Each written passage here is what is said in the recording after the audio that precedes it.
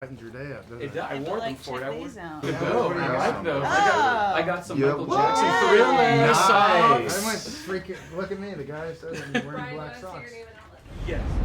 If you kill me now, the world as you know it will end.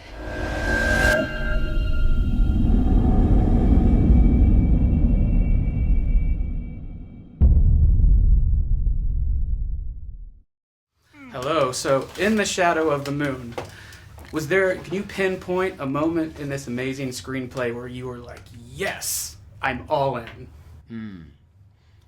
Yeah. It kind of has like cliffhangers on each of these chapters. Mm-hmm. I think as the first one, like, it's so satisfying. You're just in. I like that. Any Yeah. for you that you were reading through and... I like it when my character says to Boyd's character, yeah, you solved that one, Crockett. We made a deal, pal. Which was I thought that was a told nice, me like 1988 dig, specificity. It's funny, it's subtle. I mean, yeah, I was sold pretty quick. I felt like I had a sense of, I mean, obviously it was really high concept and all kinds of amazing things happen on the sort of, on that level, but I was locked into relationships really fast, you know. I had a sense of these characters, so that's what did it for me. Yeah, and for me, I think, I mean, how often do you get to see a female character like this? I was, like, so excited by this woman and eager to find out what was going on as I was reading it and it was unfolding, and then by the end I was like, wow. Like an angelic assassin. Yeah, I mean, she's a real mystery. Yeah. And the movie takes you here, it takes you there, and then by the end, it's so satisfying as a story. And as Michael said, the relationships are so well written. Yeah, there were so many iconic lines like "Hello, Tom." I loved that in the decades y'all got to like grow in your own directions as characters, or maybe you might have stayed the same. But I like the. Can you talk about the process of growing older in each decade? There's so much to do as an actor. Like, you're in each era, you're in each sort of time period piece. You're tracking so many things too. You're tracking the relationships that are so well woven into the script, and then also just the physicalities and the impediments that we can all do. And this is set in Philadelphia, so a lot of us did like voice work, and it's just so many things to kind of keep like pulling you in to keep you engaged. Throughout this, yeah. Part of this time travel kind of epic, is there anything like you would want to go back in time to that you could witness or be a part of but you were born too late for? Like, kind of like for me, I wish I was old enough to go back to Woodstock 1969 and watch Joe Cocker play, you know, something like that. But is there something like that for y'all? Yeah, I would love to see. I never got to see Bowie play. I would have loved to do that. I mean, Prince. I never even got to see Prince. You got to meet Bowie though, didn't you? I did. He did Lazarus. Yeah. Look up here, I'm in heaven. Oh, it's so cool. Yeah, I don't know. I would maybe I go missed back the show, and be so I would like like, to go see that. Yeah. I would go back and be like a groundling at the Old Globe. Oh, cool. Yeah. And watch like a Shakespearean Oh, production. yeah, that's a good Oh, one. that would be awesome. Yeah. Any particular Shakespearean play?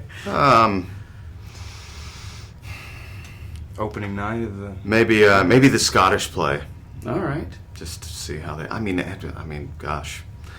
Yeah, watching the first production of Hamlet at the Old Globe. That'd be pretty cool. That'd be awesome. Anything for you? I try not to lean and tell anybody what was going to happen. You know, like early development of like Steppenwolf, like just of all those like hours and nights people just stayed at the theater and figuring stuff out, spending time with John Cassavetes, that would have been amazing. And my last fun question for you both, or for you all, is you're obviously huge purveyors of cinema, motion pictures. Is there a particular scene or scenes from a movie that have always stuck with you that you keep with you through working and stuff? Oh, so many. Yeah. It's It's so hard to pick one. I mean, gosh. So like for me, I like the when Spud and Trainspotting goes in for the job interview and completely messes it up. See yourself as having any weaknesses? Oh yes, because like I'm a bit of a perfectionist actually. Yes, I am. See, for me, it's got to be the best, or there's nothing at all. Or like even in Indiana Jones, the knife scene, he's doing this and just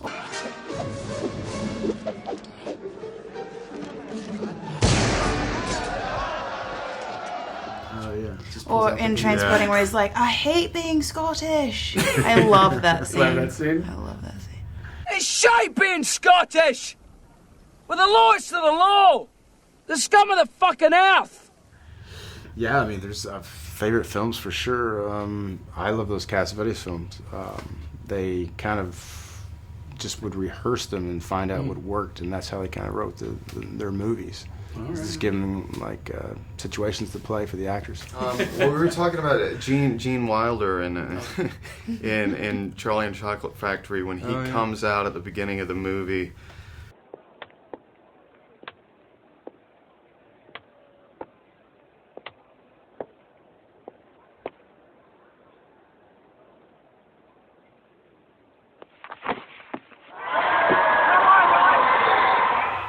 And he seems like that everybody's chilled by what an old and decrepit man he seems. His cane gets stuck. He starts to fall forward. And he does this forward roll and jumps up, and he's perfectly fine. And I love that moment. And from what I understand, he did that on set, and the director was like, "Don't do that." And he said, "If you don't let me do that, I'm walking right now." Yeah. And it set up the whole performance. You never know if he's being because he had that aspect of you were scared of him, but then he made you love you, which I kind of think in your character in this movie, how you kind of stern with him. a lot like Willy Wonka. I based it on but him. you kind of like care about him. Yeah. Oh, good. Yeah, Good. No, I love that. Good. So it was good, but thank you so much, guys. Sure. Cool. I love the movie.